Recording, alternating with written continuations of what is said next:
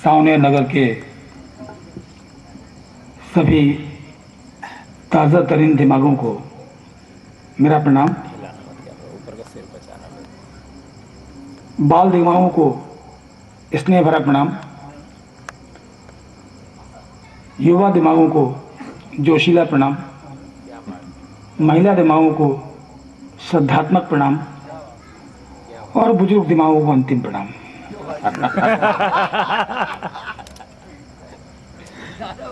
मित्रों,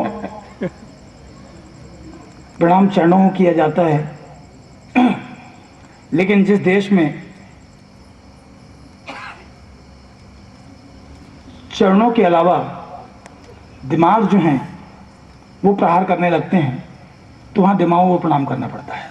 क्या मूलतः व्यंग का कवि हूँ और सात गोई में विश्वास करता हूँ। मंच पर व्यंग के महारथी आदरणीय मदन पांडे जी बैठे हैं। उनके सामने ज़्यादा ज़रूरत कोई कवि नहीं करता पूरे देश में। उनके सामने ज़रूरत सिर्फ हमारी आदरणीय आंटी जी ही करती हैं। छोर होती बढ़िया है, दिमागों को प्रणाम कर रहा हूँ। और दिमागों को प्रणाम कवि क्यों करे? क्योंकि कवि जो है वो तो भाव का भूखा होता है।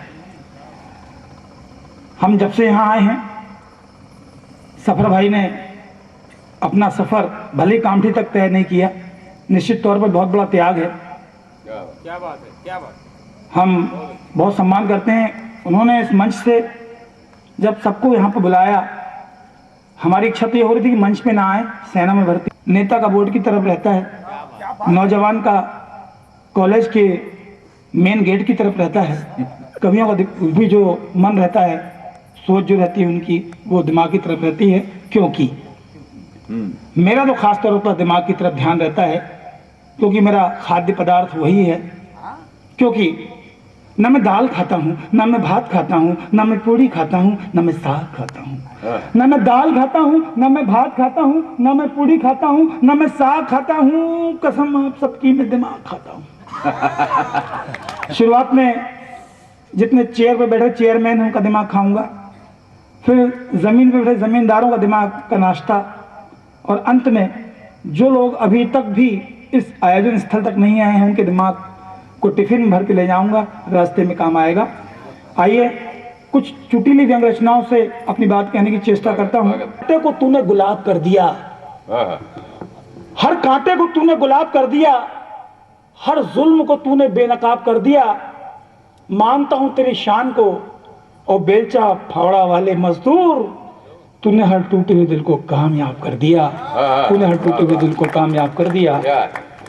कुछ बच्चे नजर आ रहे हैं, माता पिता ने पहुंचा दिया है, अपनी अपनी मजदूरियां चल रही हैं, श्रम चल रहा है। मजदूर दिवस दिन भी शांत नहीं है लोग। तो बच्चों के लिए सबसे पहले चार पंक्ति की बात कि रात्रि के तीसरे पहर में अचानक कुत्ता भौंका, रात्रि के तीसरे पहर में अचानक कुत्ता भौंका, घर का मालिक चौंका, घर के 3 चक्कर लगाया, चोर कहीं नहीं पाया, आकर कुत्ते पर घूरा, बोला क्या बे भूरा, जब चोर नहीं आया था तू बेमतलब क्यों चिल्लाया था। रात्रि के तीसरे पहर में अचानक कुत्ता भौंका, घर का मालिक चौंका, घर के 3 चक्कर लगाया, चोर कहीं नहीं पाया, आकर कुत्ते पर घूरा, बोला क्यों बे भूरा, जब चोर नहीं आया था तू बेमतलब क्यों चिल्लाया था। शर्माते हुए कुत्ते ने कहा मालिक, मैंने आपको थोड़ी अपनी पत्नी को बुलाया था। रॉन्ग नंबर डायल होते रहते हैं। मंत्री महोदय महान होते हैं, पर उनकी पत्नियां और ज्यादा महान होती हैं। मंत्री वही बन सकते हैं जिनकी पत्नियां महान होंगी। एक व्यंग के माध्यम से इस बात को रखने की चेष्टा करूंगा कि मंत्री पत्नी परेशान थी, मंत्री पत्नी परेशान थी, बहुत ही हैरान थी। मंत्री पत्नी परेशान थी, बहुत ही हैरान थी कि स्वामी विमान द्वारा बाढ़ग्रस्त इलाके का दौरा करने गए हैं। मंत्री पत्नी परेशान थी, बहुत ही हैरान थी कि स्वामी विमान द्वारा बाढ़ग्रस्त इलाके का दौरा करने गए हैं, पर कैसे देख पाएंगे वो दर्दनाक दृश्य, चश्मा तो घर में ही छोड़ गए हैं।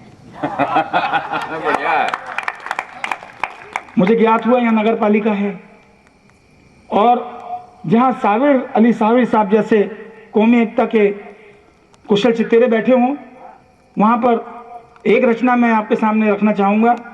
विज्ञान का विद्यार्थी रहा हूँ, कौमी एकता से मेरा बड़ा नज़दीकी नाता रहा है, और ऐसे हालात में एक व्यंग आपके श्री चरणों में रखना चाह रहा हूँ। आपके यहाँ की नगर पालिका कैसी मुझे नहीं मालूम, जैसी मैंने कहीं देखी वैसी आपके सामने बयान करने की चेष्टा कर रहा हूँ। चंद्रपुर के एक कवि सम्मेलन का वाक्य याद आता है, और बड़ी अच्छी व्यवस्था वहाँ पर दी गई, बहुत सुंदर माहौल, लेकिन आसपास कहीं वो व्यवस्था नहीं थी जिसकी व्यवस्था की जरूरत सबको पड़ती ही है। पानी बहुत पिलाया जाता है गर्मी के मौसम में, लेकिन उसके बाद की व्यवस्था में प्रॉब्लम होती है। बस वहीं से एक व्यंग निकला, क्या बात, उसको ही आपके श्री चरणों में रखने की चेष्टा करता हूं कि चल रहा था हमारी किडनी का क्रेशर, वाह, चल रहा था हमारी किडनी का क्रेशर, अचानक बड़ा प्रेशर, उससे कम करनी हेतु जो ही हमने एक सुनसान से इलाके में उत्सर्जन प्रक्रिया अपनाई। हाँ, चल रहा था हमारी किडनी का प्रेशर, अचानक बढ़ा प्रेशर, उसे कम करने हेतु जो ही हमने सुनसान से इलाके में उत्सर्जन प्रक्रिया अपनाई।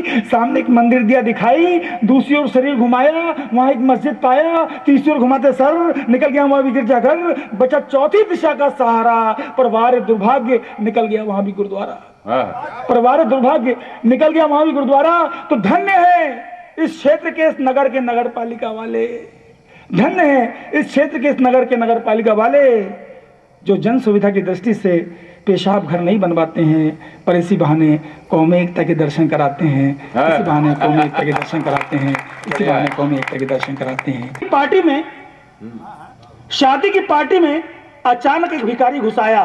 पिछले बार कवि सम्मेलन में शायद किरण दादा आए थे, तो एक शादी की पार्टी में चले गए थे, बैगन की बड़ी बढ़िया सब्जी खाने की बात उसने बताई थी, बस वहीं से कविता निकल के आती है। आज कहीं और जुगाड़ हो तो बताइए आप लोग कि शादी की पार्टी में अचानक एक भिखारी घुस आया। लोगों ने बहुत भगाने की कोशिश की, कोई भगा ना पाया। भिखारी अपनी धुन में अपना काम करता रहा, दुआएं देता रहा, कटोरा भरता रहा। उसे मांगते देख भीख एक शायरे ने दी सीख, अब ये वक्त का फायदा क्यों नहीं उठाता है। इस ड्रामे के हीरो दूल्हे से ही क्यों कुछ मांग लाता है, इस ड्रामे के हीरो दूल्हे से ही क्यों कुछ मांग लाता है। इस पर क्रोधित होते हुए भिखारी ने कहा, इस पर क्रोधित होते हुए भिखारी ने कहा कि मैं अपने भिखारी चरित्र पर घटियापन का गोला कैसे दागूंगा, और एक भिख मांगे से भीख कैसे मांगूंगा, भीख मांगे से भीख कैसे मांगूंगा। आज के आलम में हम देखते हैं कि बेरोजगारी जो है वो सर पर बिल्कुल राखी सावंत की तरह डांस कर रही है, और ऐसे में नौकरी के लिए हमारा कोई युवा, हमारा कोई नौजवान जाता है तो उसे कैसे हालातों का सामना करना पड़ता है। मैंने रामायण का एक प्रसंग उठाया दादा, और वहीं से बात जोड़ने की कोशिश की कि आज के ज़माने में नौकरी के लिए इंटरव्यू जो होता है वो किस तरह से स्वयंवर की तरह मतलब हमारा जो बेरोजगार युवा महसूस करता है। इस व्यंग को देखें कि स्वयंवर में हारे हुए एक असंतुष्ट राजा ने चीख कर कहा, स्वयंवर में हारे हुए एक असंतुष्ट राजा ने चीख कर कहा, राजा जनक, लगता है तुम्हारे राज्य से भी ईमानदारी का दफ्तर कहीं खो गया है। राजा जनक, लगता है तुम्हारे राज्य से भी ईमानदारी का दफ्तर कहीं खो गया है। अरे ये इंटरव्यू और धनुष कांटे का दिखावा क्यों किया। कह देते कि राम का सिलेक्शन सीता के लिए पहले ही से हो गया है, राम का सिलेक्शन सीता के लिए पहले ही से हो गया है। 15 साल पहले की घटना याद करते हैं। उस समय की बात है, दशहरे का समय था। किरण दादा के साथ एक कवि सम्मेलन नागपुर में आयोजित किया गया था। आपने अखबार में पढ़ा होगा कि रावण के पुतले को जलाने की बहुत चेष्टा की गई थी, लेकिन रावण का पुतला जला नहीं था। बस वहीं से एक छोटा सा व्यंग निकल कर आया और एक प्रतिनिधि कविता के रूप में परिवर्तित हो गया। आपके श्री चरणों में मैं इस रचना को रखना चाह रहा हूँ। मेरी प्रतिनिधि रचना है। मुझे उम्मीद है कि यदि आपको ये कविता पसंद आए तो आपकी दाद मुझे भरपूर मिले, बस यही अपेक्षा आपसे। क्या हुआ था कि रावण के पुतले पर लगातार राम भगवान जो हैं वो बाणों से प्रहार कर रहे हैं, अग्नि बाण मार रहे हैं, लेकिन रावण का पुतला नहीं जल रहा है। बस यहीं से कविता आगे बढ़ती है कि राम भगवान अति परेशान, दशरथ अग्निबाण मारने पर भी रावण मृत्यु को छल रहा था। राम भगवान अति परेशान, दशरथ अग्निबाण मारने पर भी रावण मृत्यु को छल रहा था। उसका पुतला बिल्कुल नहीं जल रहा था। किसी ने कहा कि आखिर ये राम के शक्तिशाली अग्निबाण रावण के पुतले को क्यों नहीं छू पा रहे हैं। तभी अनाउंस हुआ, कार्यकर्तागण इसका पता लगा रहे हैं। तभी अनाउंस हुआ, कार्यकर्तागण इसका पता लगा रहे हैं। तभी एक जोरदार अट्टहास दिया सुनाई, सुन सारी दर्शक मंडली थर्राई। कोई जोरदार स्वर में हंस रहा था, हम पर हमारी धार्मिकता व्यंग कस रहा था। कोई जोरदार स्वर में हंस रहा था, हम पर हमारी धार्मिकता व्यंग कस रहा था। कुछ देर बाद पुनः आवाज आई, डरो मत भाई, हम और कोई नहीं, आपके अपने रावण हैं। वाह, डरो मत भाई, हम और कोई नहीं, आपके अपने रावण हैं और हमारे नहीं जलने के अनेक कारण हैं। हमें प्रतिवर्ष अत्याचार, अनाचार और भ्रष्टाचार का प्रतीक बताकर जलाया जाता है। हमें प्रतिवर्ष अत्याचार, अनाचार और भ्रष्टाचार का प्रतीक बताकर जलाया जाता है और फिर साल भर इन आचार विचारों को अपनाकर हमारा नया पुतला बनाया जाता है। हमें प्रतिवर्ष अत्याचार, अनाचार और भ्रष्टाचार का प्रतीक बताकर जलाया जाता है, फिर साल भर उन्हीं आचार विचारों को अपनाकर हमारा नया पुतला बनाया जाता है। अरे झूठी धार्मिकता निभाते हो, झूठी धार्मिकता निभाते हो। कोई प्यासा मर जाए उसकी परवाह नहीं, पत्थर पे जल चढ़ाते हो।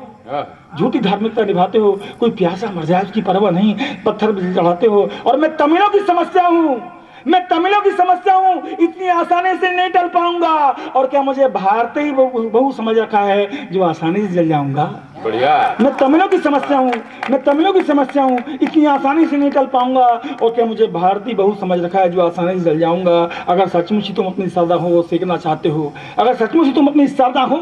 सेकना चाहते हो, मुझे टेम्पररी नहीं परमानेंट जलता देखना चाहते हो, पहले राम जैसे वनवास जाओ, त्याग मर्यादा और शील को अपनाओ। पहले राम जैसे वनवास जाओ, त्याग मर्यादा और शील को अपनाओ। और जिस दिन तुम उस वानरी सेना के वानरों की तरह एकता के सूत्र में जुड़ जाओगे, और जिस दिन तुम उस वानरी सेना के वानरों की तरह एकता के सूत्र में जुड़ जाओगे और मुक्त कंठ से अखंड भारत का नारा लगाओगे, सच मानो उस दिन तुम्हारे आदेशों को, तुम्हारी आज्ञा को मैं अच्छे से अपनाऊंगा। और एक बार इस देश से आतंकवाद को जला दो, मैं तो अपने आप जल जाऊंगा। बढ़िया।